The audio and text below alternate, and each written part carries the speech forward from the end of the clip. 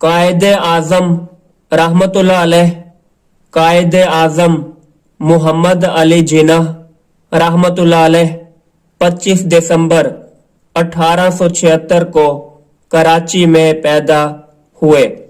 آپ نے محنت سے تعلیم حاصل کی۔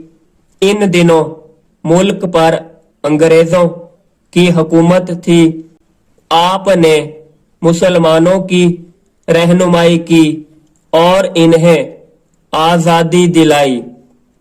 آپ کی کوششوں سے ہمیں پاکستان ملا۔ اب ہمیں خوب محنت کر کے پاکستان کو مضبوط بنانا چاہیے۔ قائد اعظم رحمتullah علیہ کا 11 ستمبر 1948 کو انتقال ہوا۔ آپ کا مزار کراچی میں ہے۔